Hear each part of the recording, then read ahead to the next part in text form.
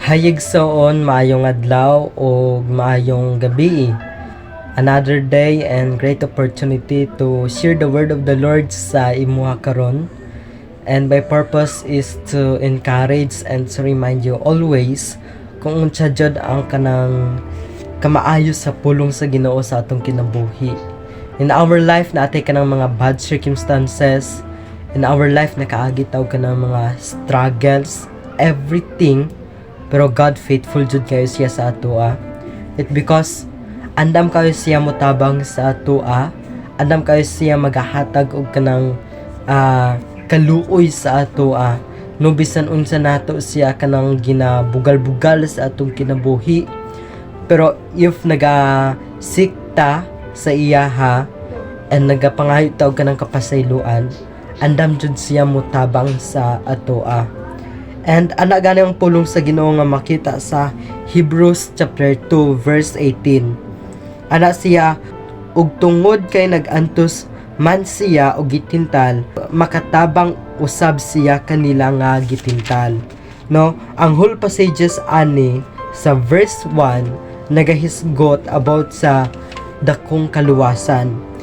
But ang akong i-share sa imo karon makita sa verse 18. No, ana siya og tungod kay nagantos man siya og gitintal, makatabang usab siya kanila nga gitintal. Kini nga passages naga-reflect about sa experience nato karon and even sa experience ni Jesus, no, sa katong panahon niya nga naa pa siya diri sa kalibutan. In our life, no, naatay ka ng mga challenges. It because ang atong kaaway mao si Satan. So ang pamaagi ni Satan, daog-daogon, lutoson, and biay-biayan ta. No, mao na yung kanang mga pamaagi ni Satan para mahilayo ta sa Ginoo.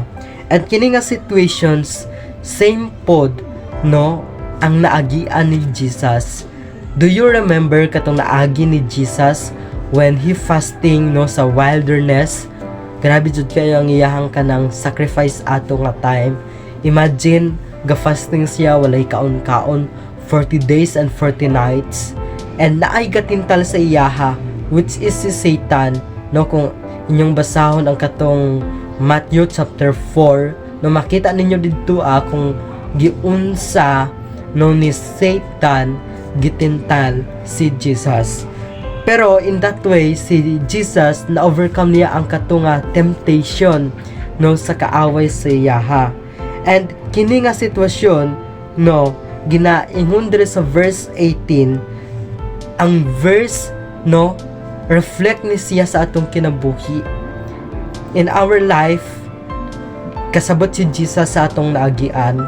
In our life, makaagi taog ka ng pagsulay. Si Jesus, nasabtan niya ang atong kahintang, nasabtan niya ang atong naagi. It because naka-experience siya og sama nato no nga mga pag-antos. And kini nga way, no, si Jesus andam siya motabang sa ato sa atong mga pagsulay sa kinabuhi, sa mga temptations nato bitaw, no, sa mga kung paano ta gina-tempt sa kaaway. Si Jesus wala siya magpalupig sa kaaway. It because andam siya magtabang, andam siya magrescue sa atoa. It because dili siya masugot nga ang atong kinabuhi, no, kanang magsuffer bitaw ta tungod sa paglutos sa atong kaaway sa atoa. Kaya nga verses gina-encourage taniya, no, sa atong kinabuhi nga naka-experience og kanang mga kaluya, kahuyang, atong pangitao ng Ginoo, mga tagtabang kay Jesus. It because through Him, no, diha nato makaplagan ang tanan. Do makaagi ta og pagsulay, pero ang kanang kalipay ana nga ginahatag na ginatagana sa Ginoo sa atoa, no, dili nato siya makumpara sa atong naagian nga pagsulay.